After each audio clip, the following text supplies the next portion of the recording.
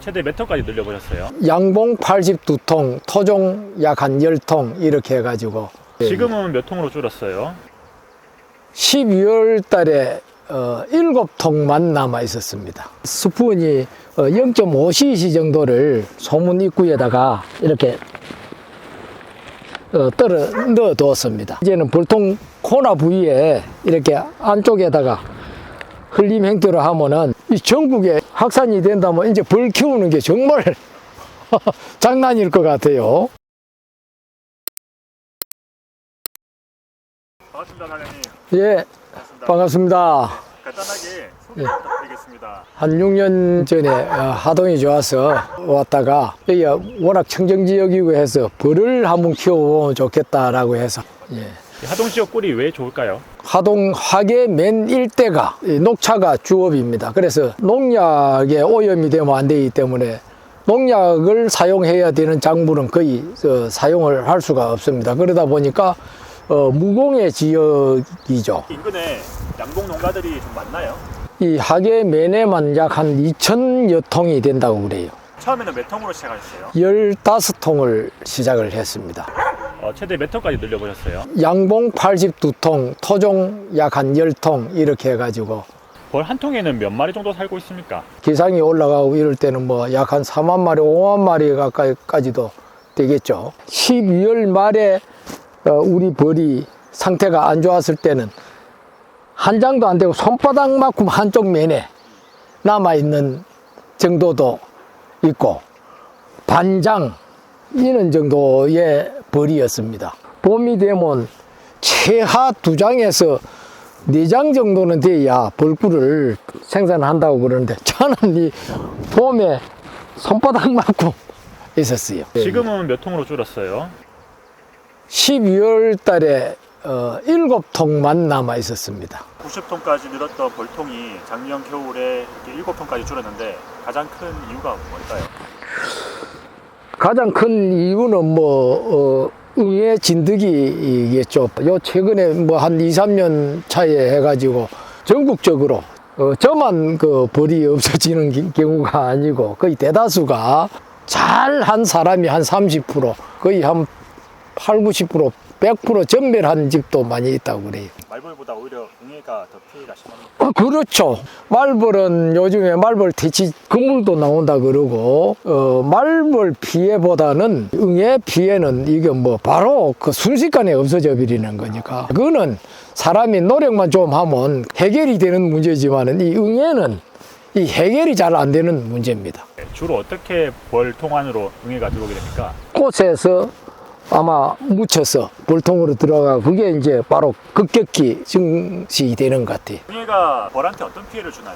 여왕벌이 산란한 곳에 같이 이제 산란을 해서 벌의 유충이 크는데 같이 흡착을 하면서 영양분을 빨아먹어 버리니까 성장을 못하고 도태돼서 없어져 버리는 겁니다. 날개 전체가 크지를 못하고 성체 벌들이 물어서 내버리고 성장된 벌은 자꾸 또 수명이 짧아지고 그래서 순식간에 벌이 없어지는 것 같아요. 응애가 유충한테만 피해를 주나요? 아니면 성체한테도, 성공한테도 피해를 주나요? 성체의 그 지방이나 그 영양소를 빨아먹어 버리니까 비행 능력이나 이 활동성이 자꾸 떨어져서 생명력도 줄어들고 그러다 보니까 순식간에 벌이 줄어드는 것 같아요. 겨울에 그렇게 큰 피해를 보셨는데 방제 방법은 어떤 걸 써보셨어요? 옥살산을 써보셨다고요? 그래서 이 옥살사는 단점이 일주일에서 한 10일 가까이 20% 내지 30여 프로가 산란을 멈추는 그런 경우가 가끔 있다라고 그럽니다. 그래서 쓰기가 조금 불편한 경우가 또 있고 네네. 개미사는 이제 일정한 온도가 약 한 20도에서 한 30도 정도 온도가 유지가 됐을 때 귀화 상태가 될 때 사용할 수 있는 그 한계가 또 있는 게 단점인 것 같습니다. 파리응애균뚝 제품은 언제부터 알게 되셨어요? 아들이 그 원예학 출신이다 보니까 파리응애균 뚝이라는 천적균을 사용하는 약이 있다고 추천을 해서 아들이 약을 주문을 해서 사줘서 제가 한번 써봤습니다. 그걸 써보고 난 다음에는 소문 앞에다 쓰고 난 다음에 약 한 3월 말경에 쳐다보니까 이 벌이 막 손바닥만큼 있었던 벌이 만상가차이 될 정도 돼 있어서 제가 깜짝 놀라면서 이게 듣는구나. 실제 저걸 쓰시고 벌통 안에 어떤 변화가 있었나요? 벌이 뭐 완전히 늘어나가지고 뭐 6장, 7장이 돼 있는 겁니다. 그럼 이제 그때 내검을 하면서 보니까 벌통 코나 부위에 보니까 약간 파랗구름한 곰팡이 같은 게 포자가 이렇게 깔려 있는 것 같습니다. 균이 이제 이게 증식이 돼서 퍼져 있는 걸로 제가 판단을 한번 해봤습니다. 파리응애균뚝은 어떻겠습니까? 스푼이 0.5cc 정도를 소문 입구에다가 이렇게 넣어 두었습니다. 벌이 이제 이물질이라고 생각을 하고 가끔은 이 물어서 내는 경우가 있는 것 같아요. 뒤에는 어떻게 쓰셨다고? 이제는 벌통 코나 부위에 이렇게 안쪽에다가 흘림 형태로 하면은 여기서 코나 쪽에서부터 증식을 하는 것 같아요. 어느 주기 간격으로 사용하시나요? 이게 습도가 있을 때는 뭐 1, 2개월 이상 간다고 그러는데 업체의 권장 주기는 약 한 달에 한 번 정도 하는 게 맞다라고 이야기를 해서 이제 앞으로는 한 달에 한 번 정도는 해야 될 것 같습니다. 하다면 이렇게 큰 효과 보셨는데 주위에 양봉 농가가 많은 걸로 알고 있는데 추천을 좀 하셨나요? 주변 이웃 농가 2군데 제가 이 약을 나눠줬습니다. 써보라라고. 그리고 저쪽에 가면 우리 영농조합이 있는데 그쪽에 이제 교수님이 한 600톤 이상 벌을 기르면서 거기도 한번 써보라 그랬더니 시험을 하고 있는 걸로 알고 있습니다. 사용해보시고 좋으면 혼자 보통 쓰시기도 하는데 주위에 많이 알려주셨네요. 이 균을 벌에 묻혀서 가가지고 꽃에 가가지고 그 꽃에 이 균이 또 묻어 있고 이러다 보면 이 주변에 양봉 농가가 다 같이 균의 효과가 있지 않겠나라는 생각에서 일단 좀 나눠줘 봤습니다. 가격은 어떤 것 같아요? 이게 1kg에 15,000원인가 한다고 그럽니다. 그럼 이 정도면은 가격으로도 이게 어떤 약하고도 비교할 수가 없어요.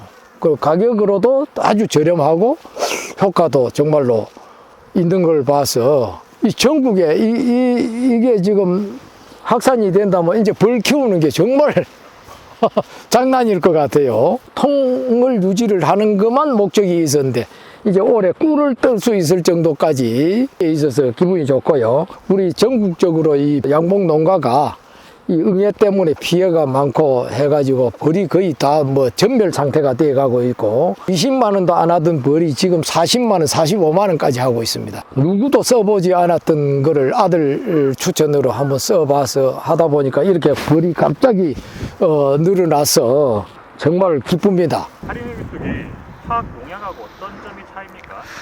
일단은 내성으로부터 자유롭습니다. 보통 화학농약 같은 경우에는 화학 방제를 할 때 플루미네이트계 혹은 아미트라계 이 두 가지를 많이 사용을 하는데 중요한 것은 이 두 가지 성분이 서로 이제 호환이 됩니다. 무슨 말이냐면 한 가지 성분을 방제를 하면 응애가 나머지 한 가지 성분에도 내성이 생긴다는 것이죠. 그래서 아무리 연달아 쳐도 내성으로 인해서 방제가 무척 어렵습니다. 반면에 이제 파리응애균뚝 같은 경우에는 유기농업자재로 등록돼 있어서 벌에도 안전하고 미생물을 이용해서 죽이는 그런 기적이기 때문에 균사가 계속 뻗어나가서 지속성도 오래가고 방제 효과도 확실하다고 보실 수 있습니다. 파리응애균뚝이 어떤 원리로 응애를 잡습니까?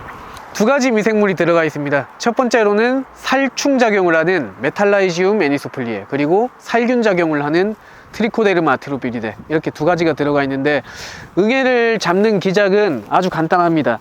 벌통 안에 뿌려 놓으면은 그 미생물들이 벌에 묻게 되고, 벌에 묻게 된 미생물들은 균사를 뻗어 나갑니다. 성충에 붙어 있는 응애를 감염시켜서 죽이게 돼 있고, 몸을 굳게 만드는 녹각병이라는 병을 일으키고 결국에는 녹색 포자를 띄어서 죽게 됩니다. 그래서 아까 이제 사장님께서 말씀하신 것처럼 이렇게 녹색 포자 흔적들을 보셨다고 한 게 바로 이런 부분인 것 같습니다. 겉으로 보기에는 응애 피해가 발견 안 될 경우에도 예방 차원으로 뿌려줘도 좋습니까? 예, 그렇습니다. 일단은 응애라는 것은 이제 육안으로 확인하기에도 힘들고 365일 내내 있다고 보시면 됩니다. 그래서 예방 차원으로 주기적으로 뿌려주시는 것이 가장 좋을 것 같습니다.